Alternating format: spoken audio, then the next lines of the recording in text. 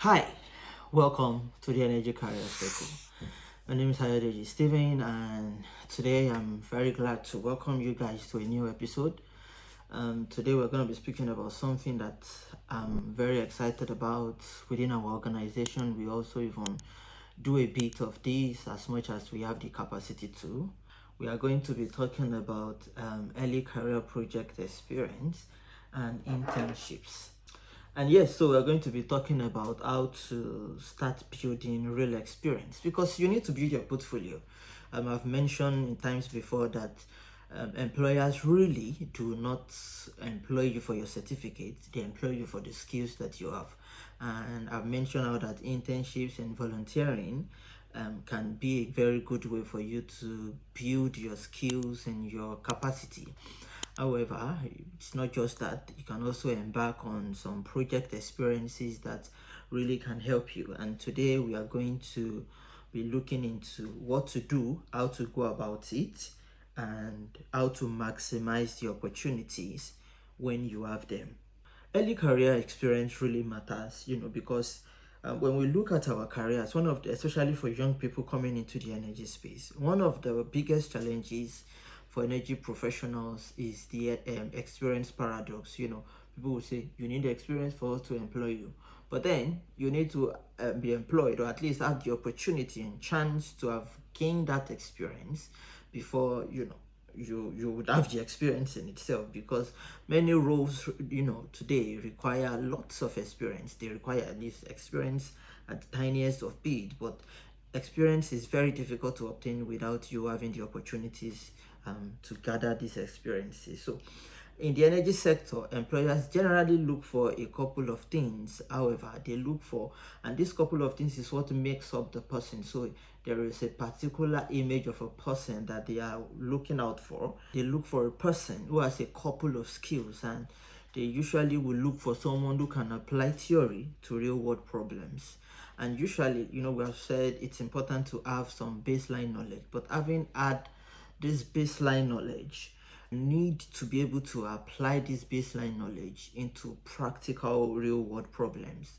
And they will look for someone who can work in a multidisciplinary team, and this is very important. In fact, earlier today I was teaching people in our mentorship class how that it's very important. By the way, we have a mentorship class, and we welcome you to join this mentorship class.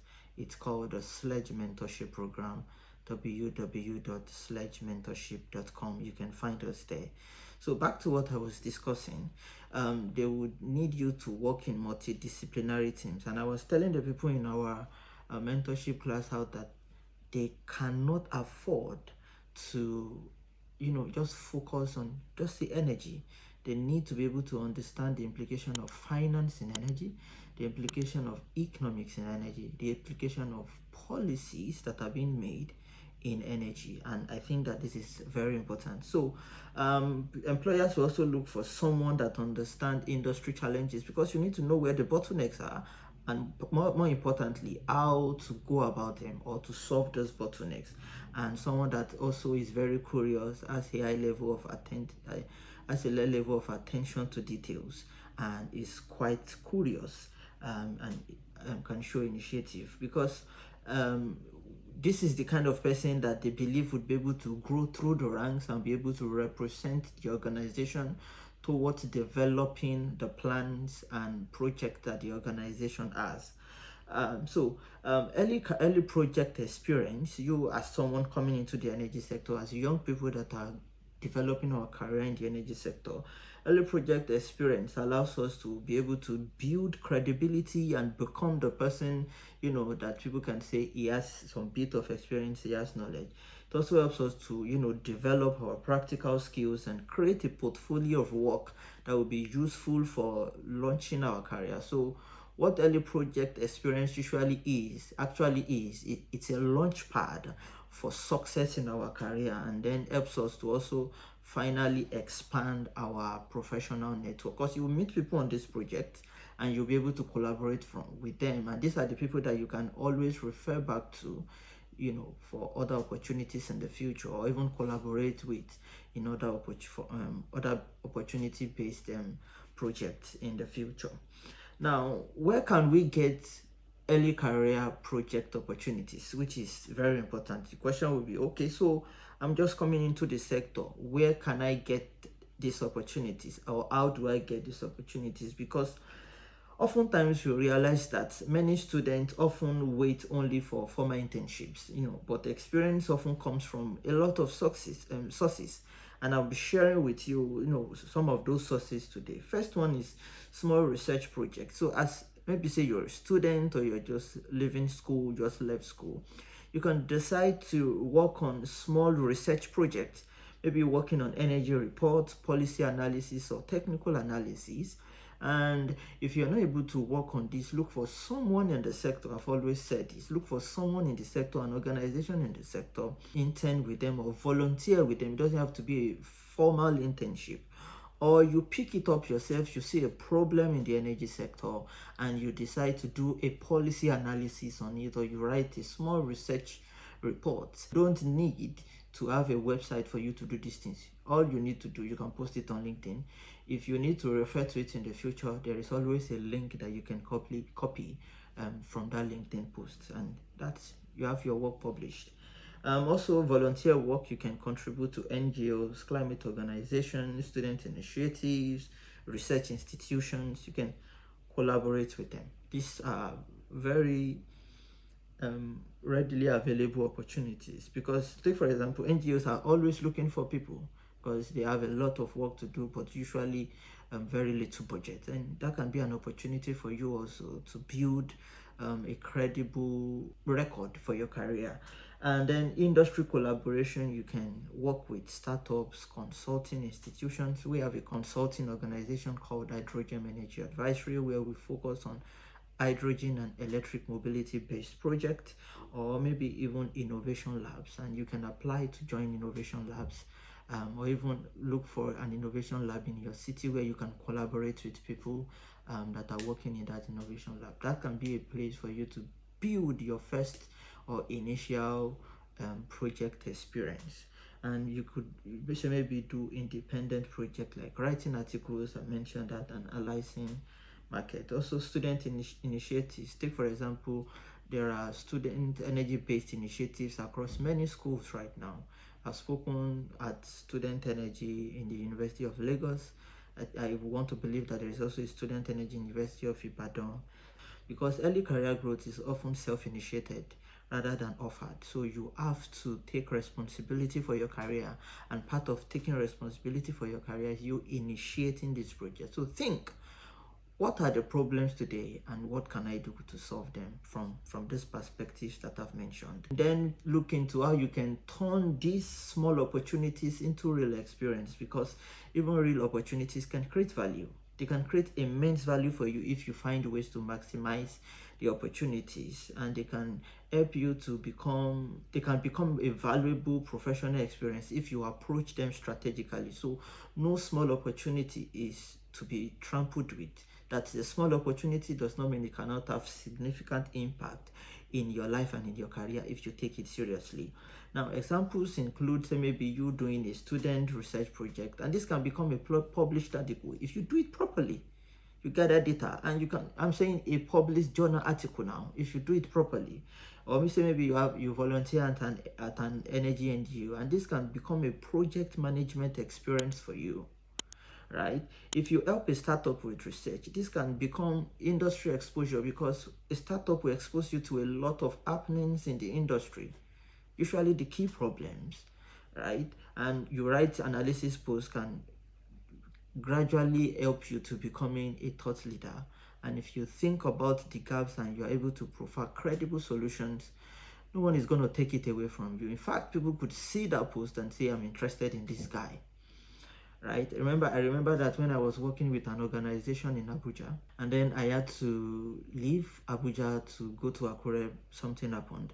I was with my mom, because my mom was based in Akure, and another organization in Abuja reached out to me and said they have been seeing the things I've been posting on LinkedIn, just my blog articles, and I was posting on LinkedIn. Not like I wrote it for a particular company. I was posting normally on LinkedIn, and they said they are really interested. They say I can write properly, and they did an interview for me. I got the job. After a month, I was back in Abuja with a new job, higher paid than the one that I left. So it's important that we begin to see how to turn small opportunities, small avenues into platforms for us to advance our career. So the key is to document your work and share your insight publicly. And by that, you are also building a portfolio of projects, and that can give you an opportunity to connect with other professionals in the field, and by so you're building your network. So I'll share with you 3 practical ways to gain experience as a beginner. First one is to start a micro project.